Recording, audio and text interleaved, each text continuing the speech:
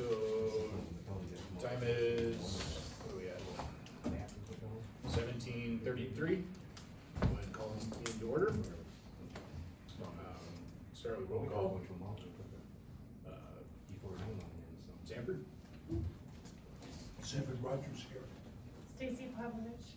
Troy Stetson. Wayne Kresmian? Kelsey Ives. Okay, everybody's here.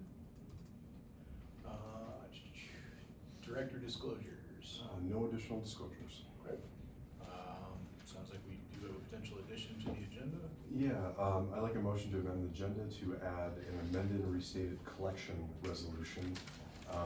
Might as well add it as number 9. You just kind of plug it with the rest of the stuff.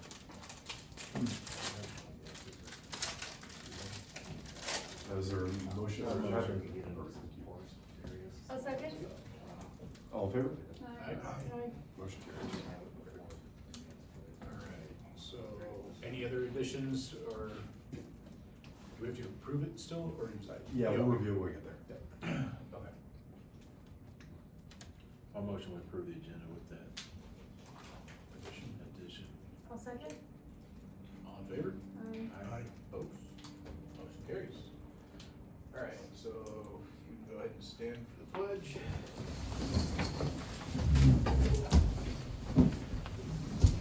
Pledge allegiance to the flag of the United States of America, and to the republic for which it stands, one nation, under God, indivisible, with liberty and justice for all.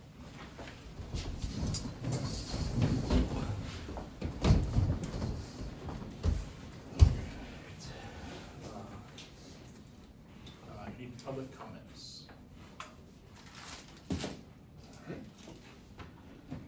Floor is yours. Can't wait that fast. Consent agenda.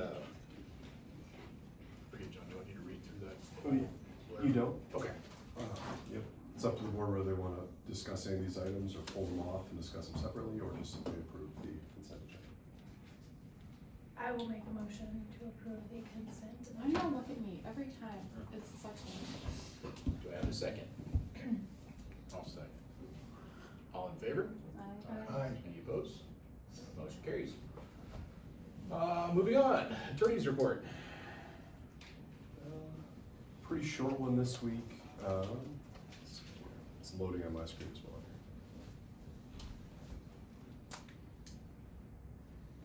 well. No update in the amended restated service plan. We have red lines prepped. Currently tying off just a few odds and ends. Then I'm going to work with Carter. I'm just confirming we have the most recent infrastructure maps to plug in. Waterbury will be discussed in executive session. The delinquent accounts certification from last month, we finalized the certification with the county. So the district should start seeing checks from the county when people start paying their taxes in 2026. And that is mostly it. And I'm happy to answer any questions on it. Any questions?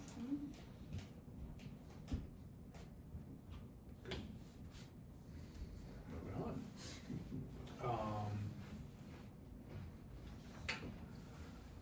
Number 9, your addition. Yeah, so this is a consideration for approval of amended restated collection resolution. So this board adopted its last collection resolution in 2023. We had since revised the form. So this was to do 2 things. One, kind of just update and clarify the language of the form. Also to better clarify and align the collection procedures with the district's practices. Specifically around the timing of notices being sent to homeowners. So the district's practice and what had the collection resolution was correct. It was just the overlap wasn't as good as it could have been. So this is really more to clarify. It's not changing the district's practice at all. District's practice will stay the same, which is water and wastewater bills are due on the 20th. On the 21st, they become past due. A late fee is imposed 5 days after that. At any point after that, a notice of shutoff can be sent. And then once a notice of shutoff is sent, the homeowner has 7 days to correct the balance of the account. Otherwise, the district would move forward with the shutoff. Correct. Yep. Just like any other utility. Actually, we're more gracious than a lot of other utilities. Like if you're an MVA, all of us are MVA customers. If you're past due, they don't do any of that. They just electronically shut you off. So I think, we do a lot to try to mitigate that happening. But then there's also other districts around us that they wait 90 days before they actually shut somebody off. In my opinion, that is way too long. And not just because it's 90 days, but when you think about people getting that far behind and trying to make like a payment arrangement to try to catch them up, your minimum payment arrangement at that point is probably 9 months because they're so far behind. Whereas mine right now are typically about 3 to 4 months. So it cuts down the time getting us repaid, but it keeps everybody current. And then it also limits the amount of shutoffs that we have to do, collection notices that we end up having to do. So the other reason for the change is by statute, John and I have had tons of conversations about this, so I feel well informed now. But by statute, one of the things that we have to do is we have to give our residents the option for a hearing, meaning they have to schedule a time to speak to me directly about their bill and why they either don't agree with the bill or they want some sort of whatever they may want. And that is something that we do, but it wasn't explicit in our notices that we were sending out. So that's something that we need to correct on our side, but something that was being done, just not explicitly said in the notice, if that makes sense. But the issue is, in the original resolution, we said you had 10 days, meaning if shutoffs were on the 15th, which they still are, my team has no later than the 5th to get those notices out. A, that also coincides with when we're doing billing. B, you're talking about, on average, probably 130 accounts that they would have to do that for every single month. Most of them are the same offenders. So it was a big lift. So by changing some of the language, not changing the dates, we shaved it from a 10-day notice to a 7-day, which then buys my staff time up to the 8th to be able to send out these notifications. So effectively, my team has anywhere between the 26th and the 8th to send out these notifications. We also clarified that the primary mode of communication is email, secondary is text and mail. Whereas the resolution, the way it read was kind of primary was mail and secondary was those other things, but we wanted to make it clear to our residents that we are going to be reaching you these ways. At the end of the day, we cannot guarantee that our residents are gonna get their mail, or they're gonna look at their email, or they're gonna get their text, or they're gonna look at their voicemails, but we will try every single one of those options that we can, so that they don't get to a point where we have to shut them off. Yeah, the way it's phrased is that basically the district will send a contact out to the owner or the resident, depending on what information's been provided to the district, and they'll send via email or text. And if neither of those were provided, or let's say hypothetically they come back and bounce, then mail is then the default third option. So, and mail will cover all bases, but it's obviously much more challenging to prepare 150 letters and physically mail them every single month than having a nice automated system that can send out a blanket text message to everyone, just basically giving, the disclosures required. And the reason for that notice for a hearing is just public entity shutting off a utility, notice is required. If you ever got a parking ticket, you have an opportunity to dispute it, same type of thing, it's a due process problem. The one other change that's happening as well is the structure of the late fees. Special districts and water districts kind of have two ways to do late fees. Kind of a penalty provision essentially. You can either do, essentially under the category of interest, a 1% penalty per month, and on a $50 water bill, for example, that would be 50 cents. Not that much. Or you can do a flat $15.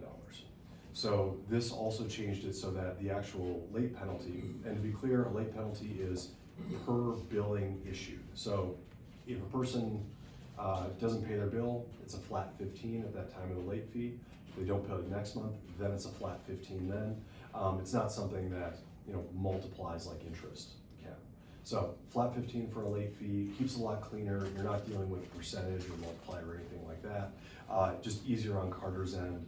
And also a little bit more of an incentive to pay the bill as well.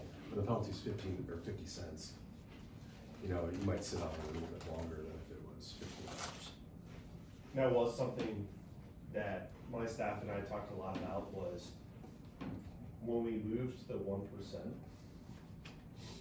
it really impacts those commercial customers, right? Because their bills are in the thousands. So 1% of that was significant to them. But for our residential customers, $1, $2, maybe $3, it's not, there's no, you don't feel that. And not that I want to cause any kind of pain, so to speak, but there's gotta be an incentive for them to continue to pay their bill on time or reach out to us so that we can help you. And that 1% was definitely a barrier for us versus prior to that, if you guys remember, it used to be $10.50, so $10.50. Doing a bunch of research across other metro districts in our area, $15 is actually on the low end still. There are some that do much higher. Yeah, one last thing too, you know, aside from the whole incentive piece, you know, I tend to think of, you know, whenever there's a penalty imposed, there should be a justifiable reason for it, you know, even beyond motivation. In this case, you know, the district is incurring costs with this. You know, the staff has to spend time and district resources providing these notices, sending people out. And, you know, later down the escalation line, there are flat fees for shut-off, turn-ons, and things like that. But all the headache of just, you know, babysitting, you know, a monthly offender, that is just simply lost, and it's certainly not captured with 1%. And at least at $15, a little bit of that processing fee is recaptured. That is expended by the district. But happy to answer any other questions in regards to the collection resolution. But like I said, the actual process itself isn't changing. Just basically clarification, and then it's rather than 1% as a late fee penalty, it is now a flat $15. I'll make a motion to approve the 2026 administrative resolution. Or the amended restated collection resolution? Yeah. We have it, perfect.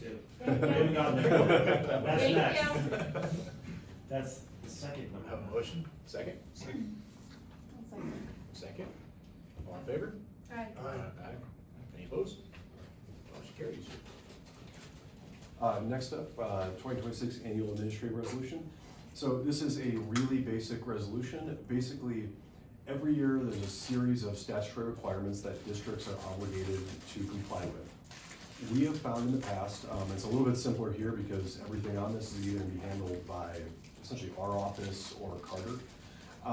But in some scenarios, you have staff, you have accountants, you have legal.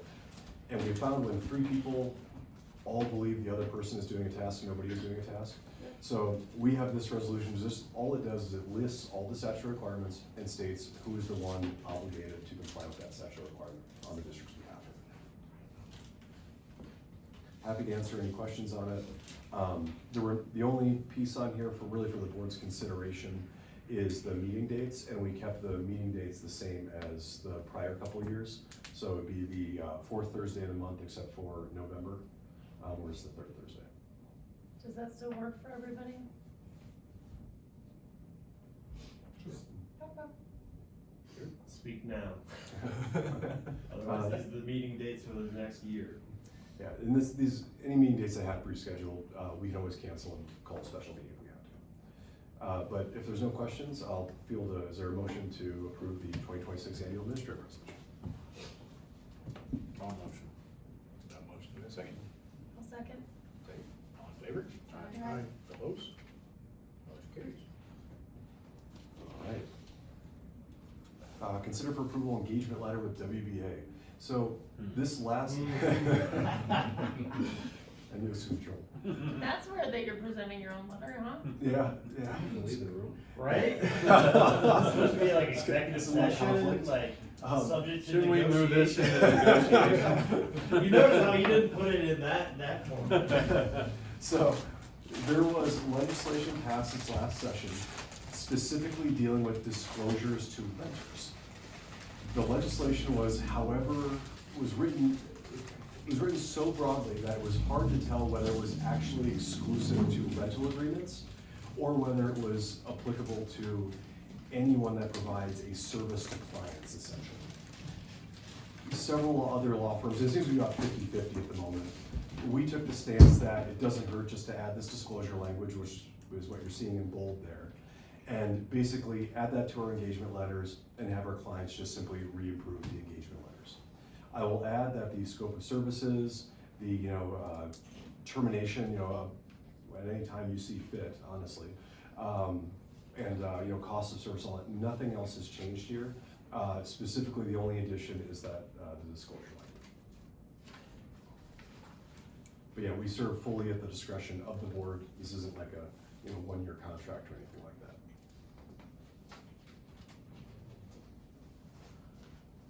Questions?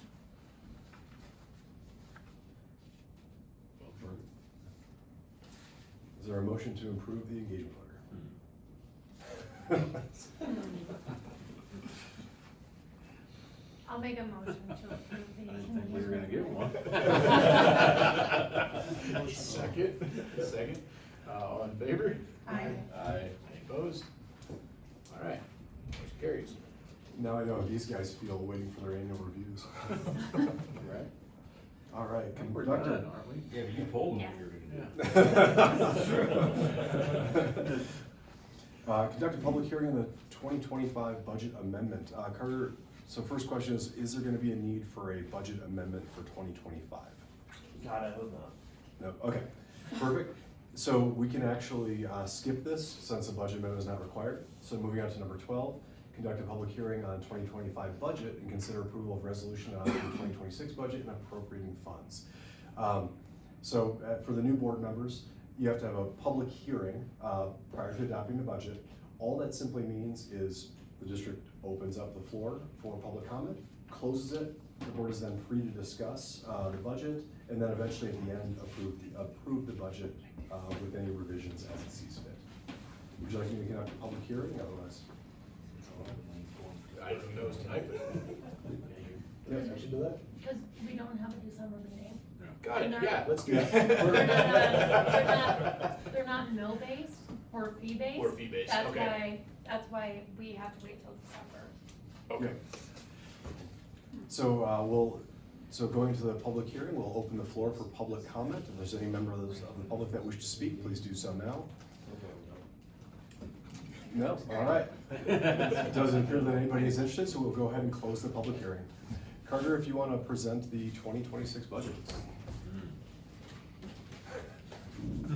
All right. Is there a specific way you guys would like me to present this to you? I know we've talked about this a lot over the years, and Troy and Stacy, you've been through this quite a few times. So is there a format that you would like? I just think, me personally, for public consumption Yeah. is year-over-year increase, Okay. purpose of the increase, Sure. and how we come up with that as far as strategic planning 25, 10, 15, 25 years out. Okay. And then we bring it back. Yeah, that makes sense. So I think starting with the rate schedule then probably really makes the most sense, because the rate obviously dictates the revenue on the budget. So talking through these, I'm actually gonna pull up a comparison document for the board. Can you make sure that everyone knows that our rate schedule follows the third-party, Raffatellis Oh, yeah.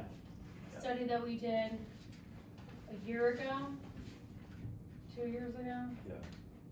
Remember that And one? it's constantly being updated too, so I'm utilizing them more and more to help with it. But effectively, what you have on the screen shows each individual rate, starting with water on the residential side, what the 25 rate was. I think it's bigger, Wally. Oh, yeah. What the rate was at 25, what's the rate projected to be at 26, and then what's your percent change. So the base fee, we're looking at a 3% increase. The water leasing fee, or the water acquisition fee, that's part of the water development fund that the board set up many, many years ago to help offset water capital costs, is going up 8%. And then our usage tiers are all going up by 8%.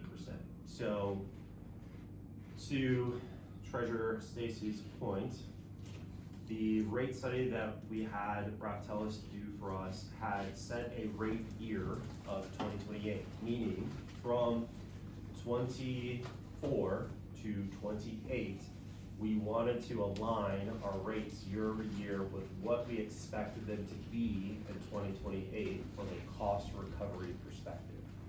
So cost recovery means we are looking at all expenses. That's operations and maintenance, and that's capital expenditures. So capital expenditures, we are looking out typically 2 to 4 year time horizon when we're making our annual budgets, but in terms of the rates, we actually looked out 10 years. So for all 3 enterprises, we looked out to 10 years and said, how do we incorporate that under here? So the rates are determined by that cost recovery, but also taking into consideration offsets that we would get from commercial tap fees, system development fees, water acquisition fees, as well as debt. So all of those factor into creating a rate schedule year over year that is going to align with all of those potential factors. On the commercial side for water, you're starting to see the disparity, right, between residential and commercial. So for the longest time, residential has been carrying the load for cost recovery or cost of service. But now that we have brought on more and more commercial customers, and we are expected to grow even more in 26 and 27, we need to realign those costs. And so the percentages are not gonna be the same increase as the residential, okay? So base rate's going up by 13%, their water lease fee also going up by 8%. Their usage per 100 gallons is going up by 24%. Irrigation, it follows a very similar trajectory as domestic water use, being a smaller increase in the base rate, but we're really getting them on those 2-tier rates for usage. So remember, we went to a usage rate actually this year, and then we're just continuing that in next year. It's not that we want to penalize our commercial irrigation users, it's that it's very expensive water that they are putting on trees and shrubs because it is actually drinking water. So it needs to, the cost needs to be reflective of that, and so that's what you're seeing in those rate tiers. The builder fee, for those that maybe don't know what that is obviously you have a builder that comes in and builds a home in the district. Before that home is sold to a resident, we have to install a water meter, otherwise you can't close on that house. So we actually charge a flat rate fee when that happens from a monthly perspective. I'm not gonna cover out of district fees for the simple fact that we don't have any out of district customers, and any customers that we do have that are quote unquote out of district, they are actually governed by agreements. However, I go through this exercise in the event that we do bring on maybe an extra territorial partner. We already have rates calculated for that, and I don't have to go figure that out while we're entertaining those agreements, okay? So sewer on the residential side, the base rate for Woodman Hills and Falcon Highlands is gonna go up by 5%. Meridian Ranch, that is again, governed by agreement. That's subject to a CPI increase, so we're factoring in 5%, but who really knows what CPI is gonna be by the time we actually get there? I assume it's gonna be between 3 and 5, looking at the BLS data. Paintbrush hills, we've already discussed that in a previous meeting, but it's going up by 0.9%. Again, governed not only by contract, but also by the arbitrator's decision. Falcon Island's usage rate, I wish I wasn't talking about this, but I have been talking about this for the last 2 years. I'm hopeful in this next year that we can get a deal done with them, that we can drop the usage rate because it's really not good for their residential customers. They really should just be paying the flat rate, as we know in our rate study, but that's governed by agreement. Commercial usage rates are going up by 24%. The monthly drainage per SFE is staying the same. Again, out of district, it's just there as a placeholder. We do have some out of district commercial customers, but they are governed by agreement. Parks and Recreation is going up by 3%. Streetlights are going up by 2%. I think it's worth noting from a streetlight perspective, for those that don't know, we actually don't maintain these streetlights. It is owned by MVEA, but we are the master account holder, meaning that every streetlight that you see throughout the neighborhood actually belongs to us from a payment perspective. So customers of ours would actually reach out to us saying, hey, this streetlight's out on Jayla Trail. We would then turn around and submit a work order to MVEA. They come out, they look at it. On that note, have got some customers that have had some concerns about where some streetlights were not placed in Bancroft. So partnered with MVEA, went out there with our lead inspector Cody and looked at some different areas that customers were talking about and brought Cody for his expertise. He spends a lot of time over there. He knows that area better than anybody because he's inspected all the infrastructure, and have identified 2 places that we'd like to put some streetlights. So I got the quotes back from MVEA. It's a very nominal amount, it's about $6,000, but I am going to talk to Challenger about either picking up that cost or splitting it with us, because it's something that they probably should have thought about during the design of the development. But ultimately, it was something that we had to address with MVEA, because the developer, once the development is in, is now no longer part of the picture. It becomes the master account holder at MVEA.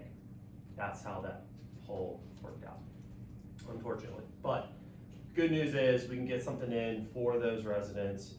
It is from a safety perspective. So one of them is at a shared mailbox, and the other one is at an entrance that are extremely dark and dangerous. So just thought I'd pop that in there. Those need electricity, or are they solar? No, they'll be on electricity, and they are close enough to the boxes that they have to do a small trench, but it won't be bad. Yeah, good question. System development fees. So again, refresher for those that may not have been around. We used to have tap fees and system development charges. In this industry, it's confusing. So what we did is we actually dropped the name, tap fees, and we adopted system development charges. System development charges are effectively what our developers pay to the district to reimburse us for 2 things. 1, infrastructure that we have already bought and paid for, and 2, infrastructure that we will need to purchase and put in place for their particular development. So it's what they call a hybrid model. So for water, you're looking at 11.8% across the different tap sizes. The water acquisition fee is going up 19.9%. On the sewer side, it is staying flat. I had a really long conversation about this because there's something Wally and I have talked about. Is we know we have a large expense that's coming with the wastewater treatment plant. The issue at hand is that because the regulatory improvements are not future facing, they're actually retroactive. They're meaning those regulatory improvements are mostly for the people that are already in the system. So you cannot recover those via system development fees. Now you can cover a portion that covers the additional capacity that you have, but it's such a small amount that there's really no way I can push this any higher than it is.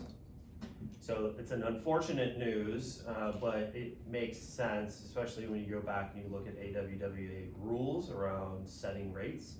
So we definitely don't want to be out of compliance with that, especially with all the new laws that have come in place about tap fees and being transparent about them and being able to justify those. And then the Parks and Rec system development fee, so for every residential tap that's put into the district, a fee is paid towards our facilities for Parks and Recreation. That is going up by 13.3%. I'm gonna switch back over to the rate schedule. So what's important is, I think, to our residents, and probably you guys, your residents, is our monthly minimum. So current state, it's 195 going up to 204.56, right? So you're looking at effectively like a 4.6% increase in the monthly minimum. With the additional in the tier rates, it's still in that 6 to 7% range, depending on your average consumption year over year. So that's very standard from what we have been looking at and doing. The other way to look at this is if inflation is 3%, you have capital expenditures, whether they are current or future, that are definitely going to exceed that 3%. So if your overall increase is 7%, you have 3 for inflation, you have 3 for your capital improvement plan, and you have a 1% on O&M. So these are very justifiable in terms of what's out there. And then I would say in the marketplace, when you look at our neighbors around us, it still makes us a very affordable place to live. There is one particular thing that I would like to point out. Parks and Recreation is always the area that we get the most amount of questions about. There is a neighbor of ours that their current rate, which includes this very similar aspects that we have, both parks, trails, open space, and rec centers, is currently, today, over $95 a month. Ours, with the increase next year, is only $77.48. So, in perspective, our rates, even on the Parks and Rec side, are still very affordable. Especially if you try to factor in what it would cost a family, let's just say a family of 4, to go to Lifetime or Anytime Fitness or VASA or the YMCA. It would cost them a lot more than our $77.48. And our $77.48 a month does cover parks, trails, open space, our drainage systems, and the recreation centers. So I'm gonna pause right there. I know I just threw a lot at you guys, but any questions about the residential side?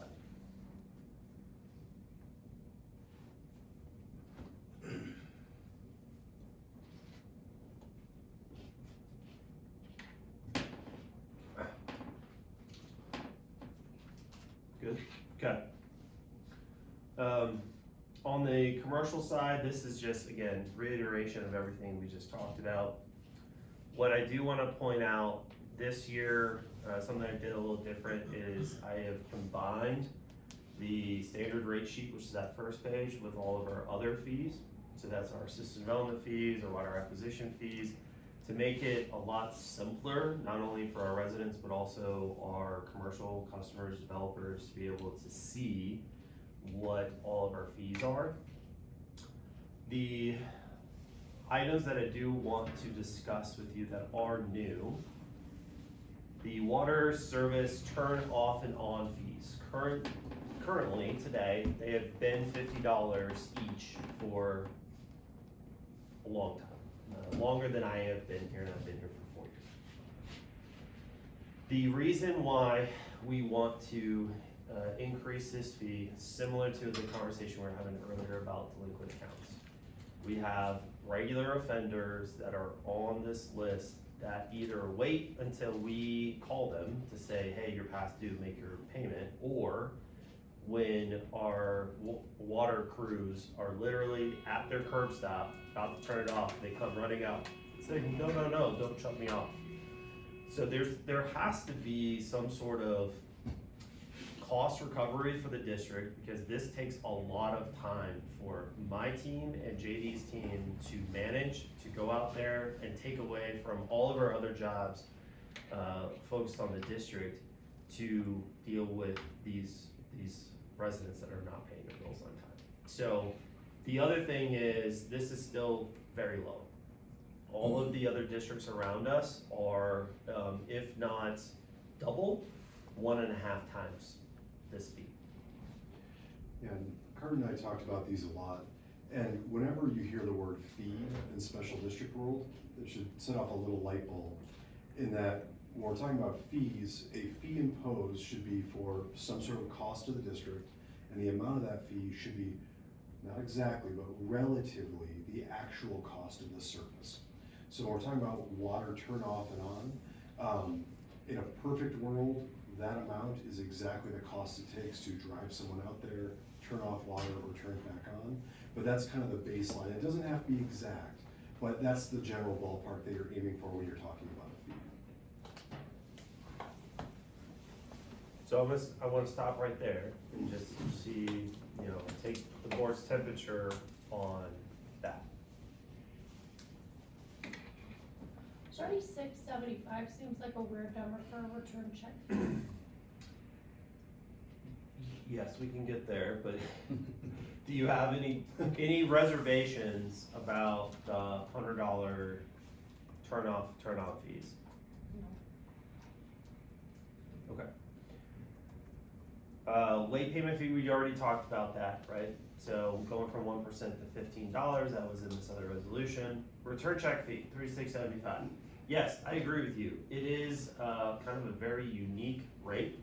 It's one that actually has been around again longer than I have been. And I've done research on it in terms of both internally and externally, and it's actually really cheap. There's actually some return check fees that are as high as $75. So going back to what John said, when we're imposing a fee, it's about the cost that action had on the district. So if Kaylin, who is my billing manager, has to process a return check fee, it is not a simple task. She has to wait for the bank to process these payments. Then she will get an email and a letter in the mail that identifies who these people are with copies of the check. She now has to go into our software, find each one of these accounts. She has to then give them their fee, and then she also has to reach out to them individually to let them know that their check returned and that their payment is now past due. So there's a lot of process that goes into this. So this $36.75, I'll be honest with you, I was contemplating going up to $50 because $36.75 doesn't even really scratch the surface in terms of the fees. But because I'm looking at raising other fees, I made the decision consciously not to raise it above $36.75. $36.75 is a weird number. It is. I agree. The certification of delinquent account fee, so this is going to be related to our sewer accounts that we certify for delinquency with accounting. So in the delinquency resolution that you guys just approved, the updated one, it also talks about those fees as well. So we will be imposing a $75 fee on our end because, again, there's a lot of process that we have to go through to certify these accounts. And then we're also including the legal fees that we are incurring on top of these bills. So for this last one, I think it was $210 per account, something like that, John? Yeah. So these people, for not paying their bill, I think it's right that they pay for the legal fees that the district incurred, as well as the internal operation or administrative fees that we have incurred. Yeah, so when it comes to collections, this really shouldn't be a cost of the district. The way this has been designed under the collection resolution is that if someone, let's say, hasn't paid their bill, they have a $1,000 balance, that account then gets flagged for certification, it comes to me, I do what's called a due diligence review, I confirm they're the actual owner, make sure there's no bankruptcy or foreclosure that's ongoing. And then just do a quick review of the ledger, make sure, everything meets statutory guidelines. Give Carter's office a thumbs up, they then process the actual certification, send the notice and everything else. My legal billing actually then gets divided amongst all the accounts that I do this for, and that the true cost to the district, that the district gets billed for, gets added to all of the homeowners' ledgers collectively that are being reviewed. And then ultimately, when they pay their bill or get certified, the district is essentially reimbursed for any of my costs associated with that. As also as part of the certification, the $75 account fee, that then captures back Carter's costs and the district's costs for processing. In a perfect world, this brings the district back to zero, so the district isn't out of pocket for the cost of having to initiate collections. The delinquent homeowner is responsible for the costs of those collections.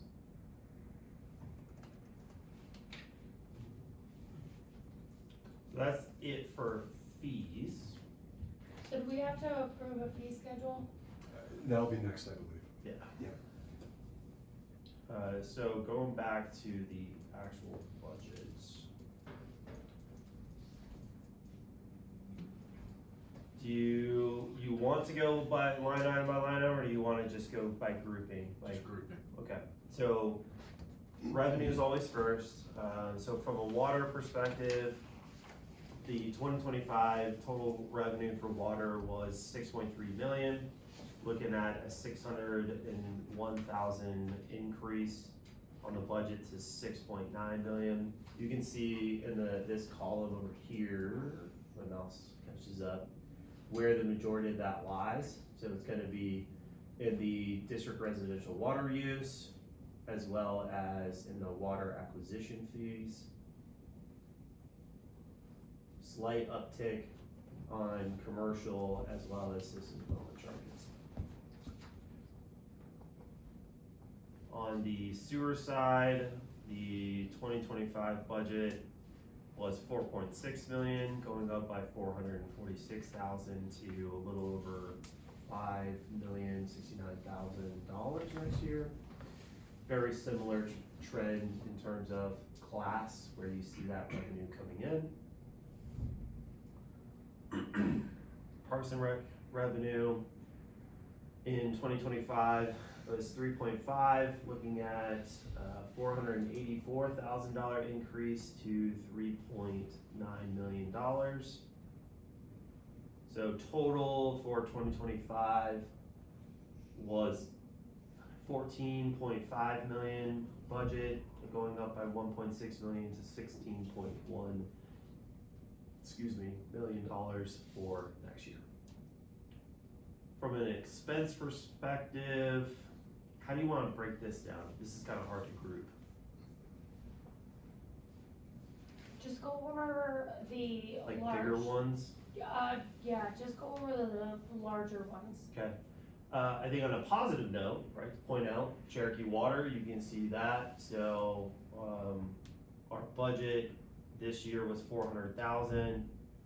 We are actually only budgeting 225,000. So, like I kind of predicted as we were going through that legal case, we're going to save ourselves quite a bit of money year over year.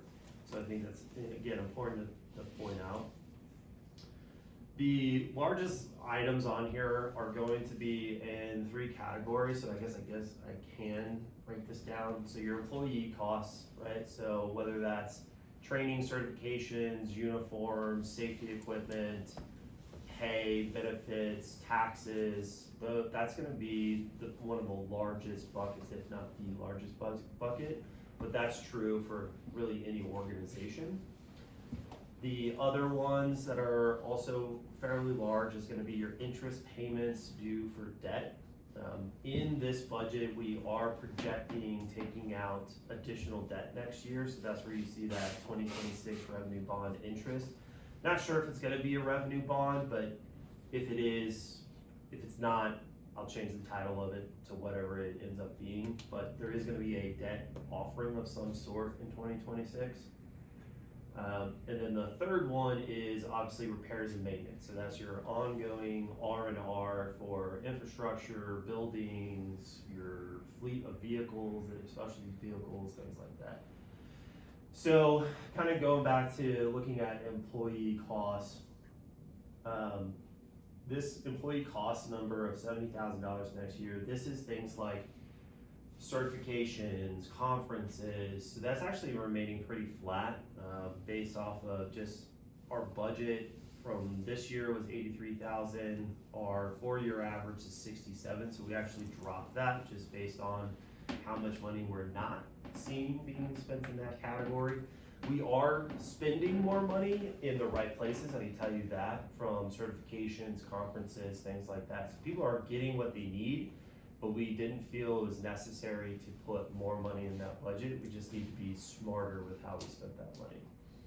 On the employee benefits side, I know this is a big difference from previous year and even our 4-year averages. Some of that's due to what we have discussed about the district picking up additional percentage of the premiums, but the largest increase is twofold. One, we've increased our headcount over the years, and the premium rates have gone up. So even with the negotiated rates that I was able to get, we still saw effectively a 14% increase on our health insurance premiums. So that's a big hit. Salary and wages is down here. So, where is it? Maybe it's on the next page. Salary and wages, it's actually remaining pretty flat. So if you look at this year's budget was 2.75, we're actually only increasing it by about $8,000. So what the directors have done is they've looked at their headcounts. They have made some strategic decisions on different positions, and they're able to actually increase headcount without increasing the overall budget with some of those strategic decisions. So I think that's really good from our perspective. We are trying our best to level out that cost for the district. I think one of the other things that's helping us there is what we did a couple years ago, enacting pay scales, pay structure, where you top out at a certain level.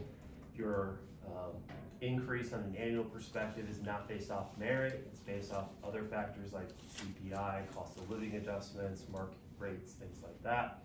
But you have the merit-based pay, which is effectively a year-end bonus that you earn. So those things are really helping to level out the year-over-year differences that you see in salary and wages. Going back to interest, so with the addition of the 2026 debt offering, we are looking at $1.8 million next year in interest versus this year was 1.4. Rolling average is 1.2, so pretty significant increase on interest, but that's to be expected when you're doing a debt offering. Last but not least, on the expense side, your repairs and maintenance. It's up one page. It's right here. So this year's budget was 1.1. Rolling average is 829,000. We are looking at little over, almost 1.1, but 1,090,000. So actually a slight decrease. This mostly came from Parks and Rec. Thank you, Chris. Appreciate that. Unfortunately, not seeing that on the water and wastewater side. I say unfortunate, but these guys actually do a really nice job of reducing costs where they can. But there are some unknown factors. So our agreement with Meridian, we have some shared assets, and they, their budgeting is not very solid, so I have to kind of treat this like a lag and really hope that I've put enough money in there to cover those costs, and that, you know, we don't go into a situation where we go over, but I'm hoping that we can continue to work with them to dial that process in. Yeah, this is all I can say about that. So overall expenses, this year we're $10,185,000, looking at $10,707,000, or a $521,000 increase. So one interesting thing to think about is $750,000 is interest, right? Go back up to interest in this new debt offering. So if we're only increasing expenses by $521,000, but we are including a new line of debt and a new expense of $750,000, the directors up here have actually cut expenses more to help offset that. So I think that is something to really point out to the board, but also point out to the community that while we understand times can be tough and paying these higher bills year over year, we are doing everything that we can within our control to lower cost expenditures to a point that we can continue to make this an affordable community to live in. Any questions?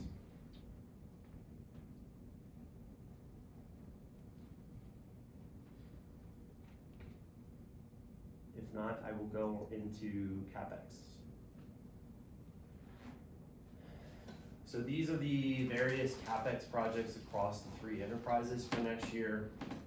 The $250,000 for Parks and Rec is for our contribution in the park for big grass.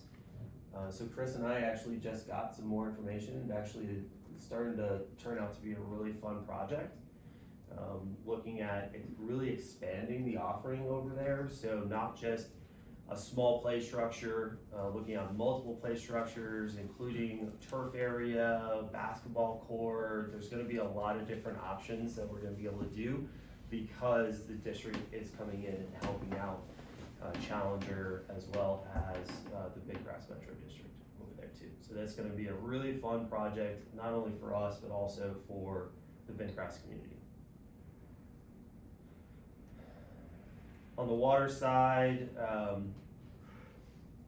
I've talked about these, so I'm not sure if there's anything that you guys want to have a discussion about with those. I mean, I think the same for Wally in the wastewater side.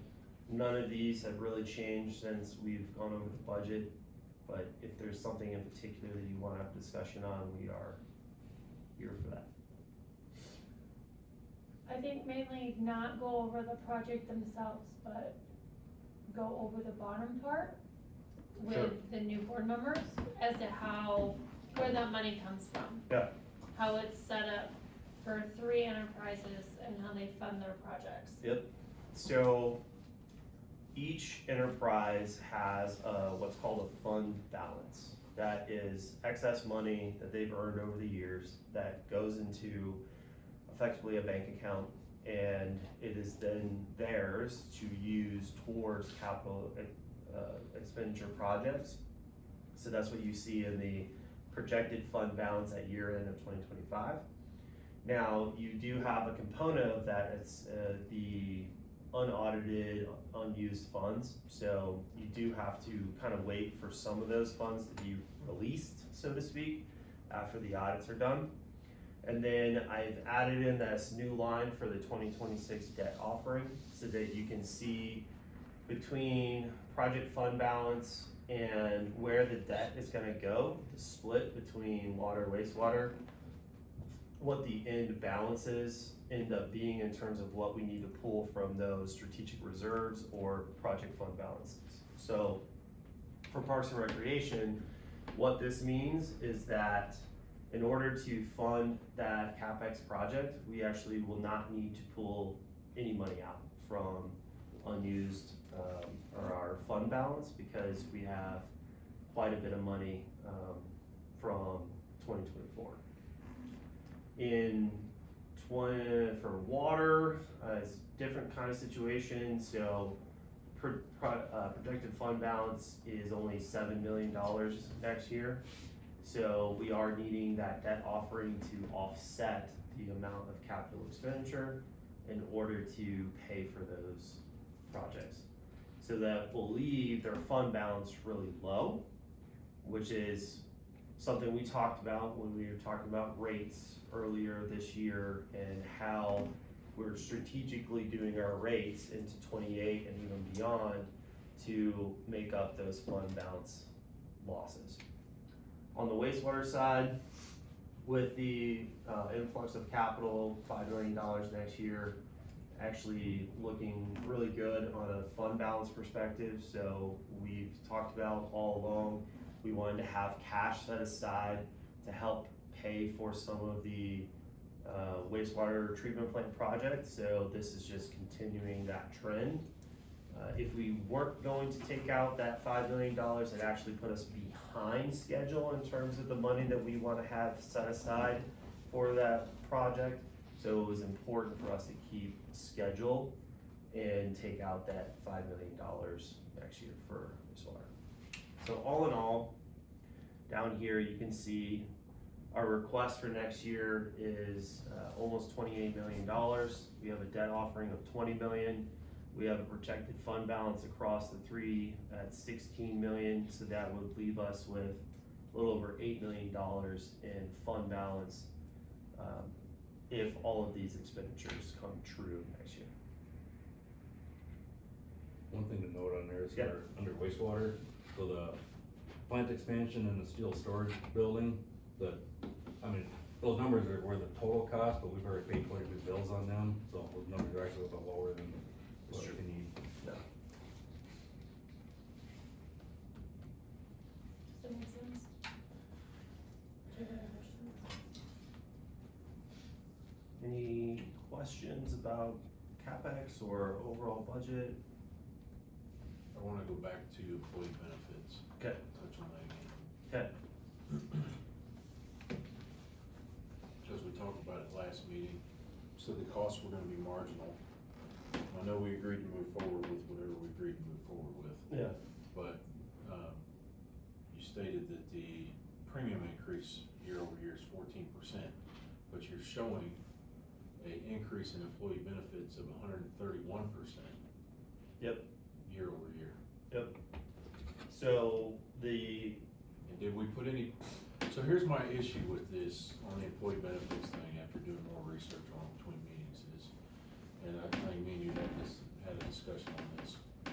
If we don't put parameters on it, at what point does it become, we know we're gonna have to hire more staff, but we projected the staff increases with the plant expansion, additional regulatory requirements, and what the additional costs will be related to the additional.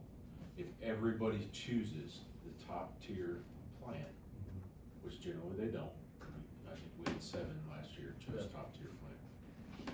On an average family size, what our costs will be going into the future on employee benefit costs.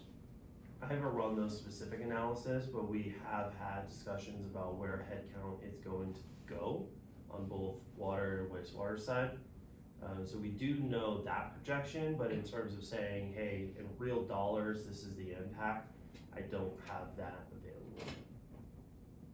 Because anytime I look at the budget and I see a year over year increase of 131%, I gotta say, okay, what's the future gonna look like on that increase? So a lot of that is, if you look at the trend line for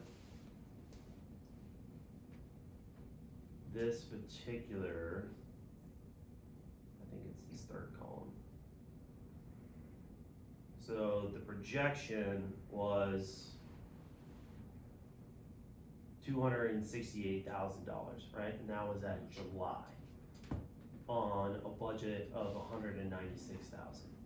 So The factors of that are you don't know when you bring on new employees, whether it's replacing other employees or new headcount, what those benefits are going to cost the district at the time. So you're making an educated guess in terms of an overall budget. So I have built in margin into this budget so that we don't potentially run into the same problem that we're having right now. So yes, I agree with you, it is a much larger increase, but that's because I'm actually factoring in some additional headcount that I can't forecast what that cost is really going to be, if that makes sense. So you're factoring, say, 5 employees, family. Effectively, yeah, I'm going, what's the most expensive thing? And that's what I go with, so that I have cushion in there in order to not go over that line. Now, I could leave it lower and it wouldn't put us in any risk of needing like a budget amendment because it's not going to push total expenses that far out of whack. But I would much rather be strategic on the line item itself than have to come in here and explain to the board and to the community why we went over budget by 30%. I would rather build it into the budget, and then as we have better data over a 2-3 year time period, I can bring that number down, just like we've done on the other ones over the last 4 years that Wally, JD, and I have been up here.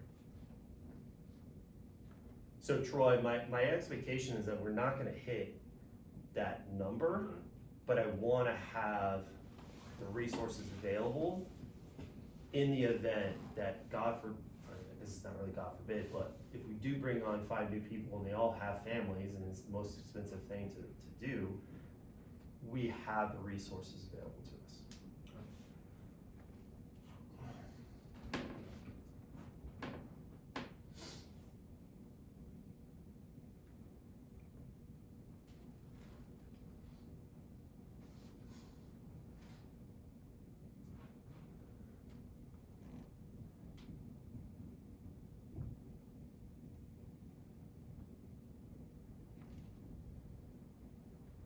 Any other questions?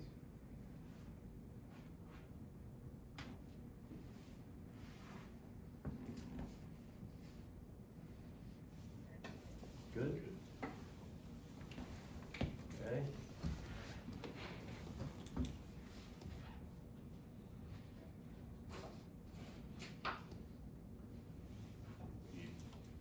So, Yeah, I need to vote, motion right? to approve the budget, basically.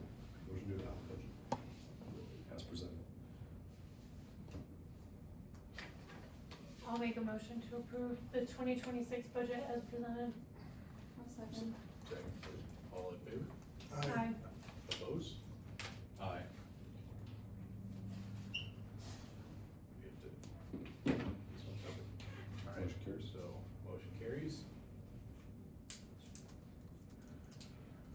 Item 14, which is now 15. No. Yes? No? Yep. Yep, or Okay. 13 that is now 14. 13 is now 14. Okay. So, resolution. Yeah, so next, so next up is considering approval of the 7th Amendment to the resolution regarding district charges and fees. So this is the district's fee schedule. It lays out all of the, well, almost all of the fees of the district. So residents can kind of view them all in one place. It is based on the budget that preceded this. And there are a couple other items on here that Carter's been working on that are tailored to the actual costs of the service being provided. I didn't have the actual fee schedule. That's this right here. Oh, that is, okay. Yeah, we already went over it. I was gonna say, perfect, isn't that okay. what we Yeah, just went we over? already went over it. Perfect, and this is just a motion to adopt the resolution, from the fee schedule presented in the budget. Did we wanna change the 3675? That's your choice.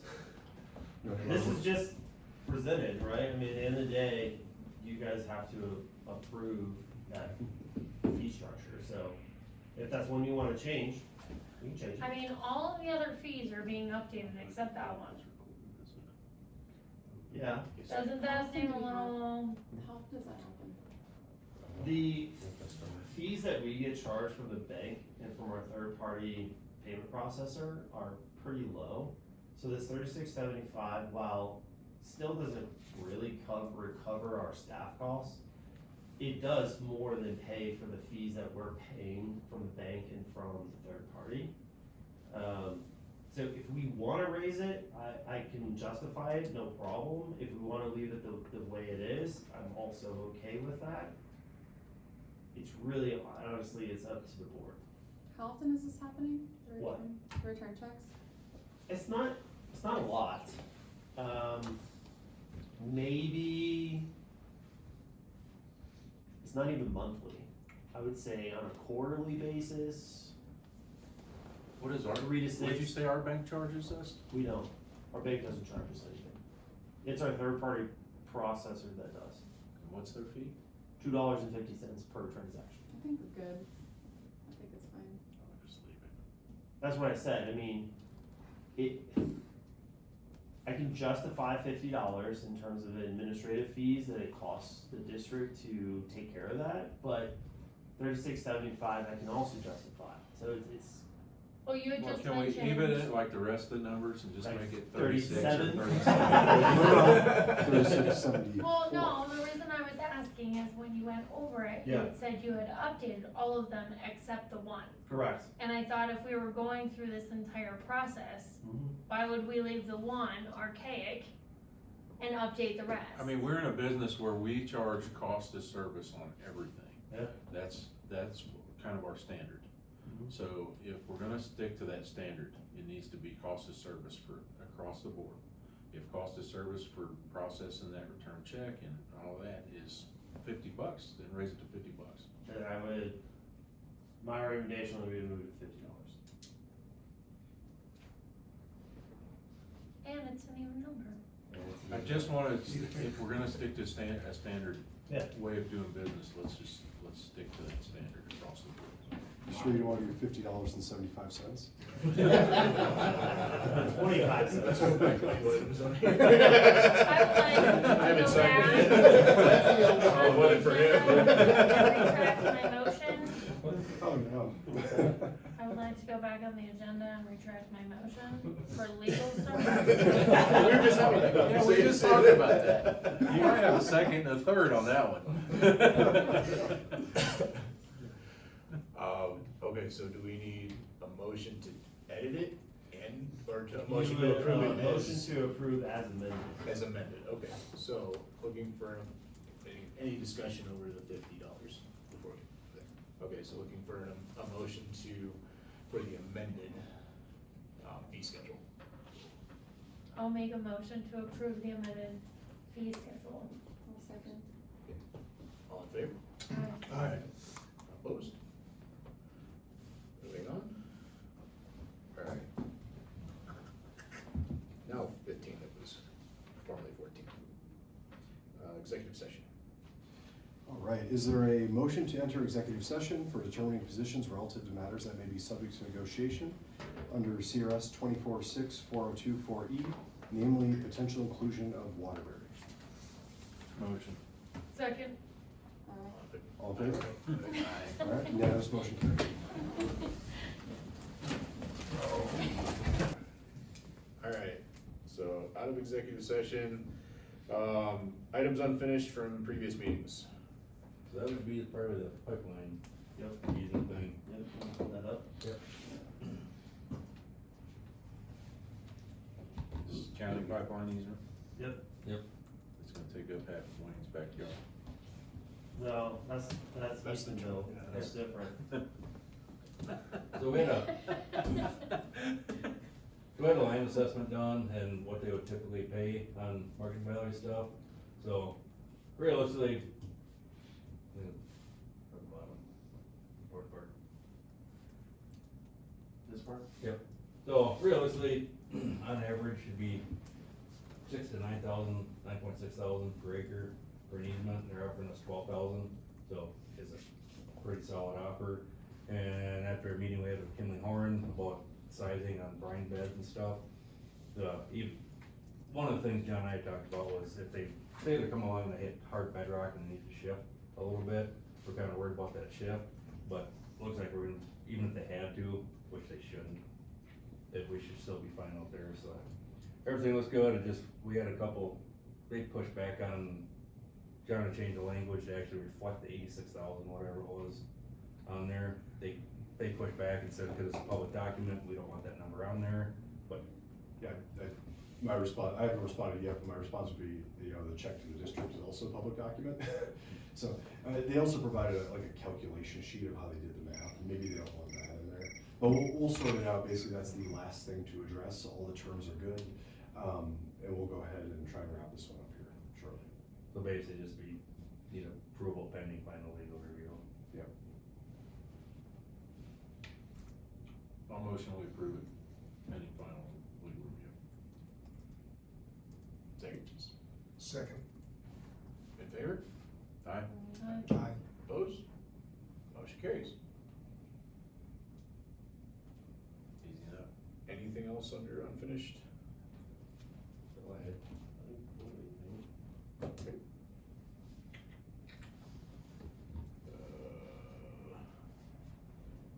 Board follow-up on older items.